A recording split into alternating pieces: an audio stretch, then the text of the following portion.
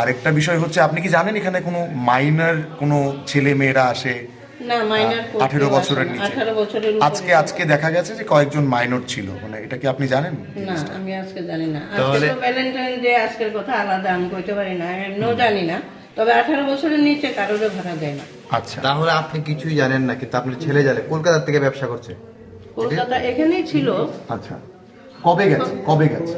গেছে ডিসেম্বরে। ডিসেম্বরে গেছে, মানে এই গত 2 মাস বা 3 মাস ধরে ব্যবসা করে? জানুয়ারি 5 তারিখ গেছে। আচ্ছা, কি নাম আপনার ছেলের? অনির্বাণ দে। অনির্বাণ দে। দে। কি করে উনি?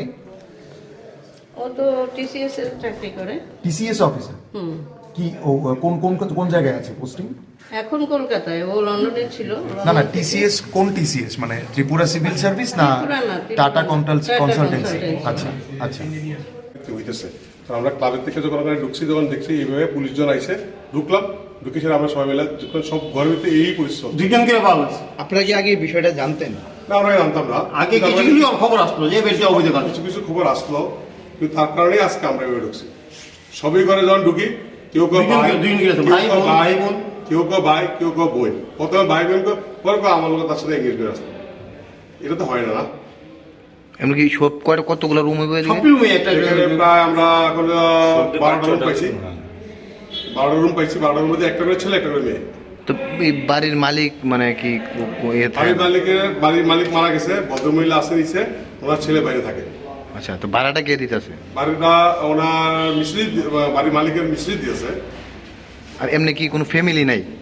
কোনো ফ্যামিলি ভাড়া নাই বাড়িতে। মানে কপেল আমার ক্লাবের প্রেসিডেন্ট আছে, আমাদের সেক্রেটারি আছে, সবাই মিলে আমরা সবাই দেখতেছি।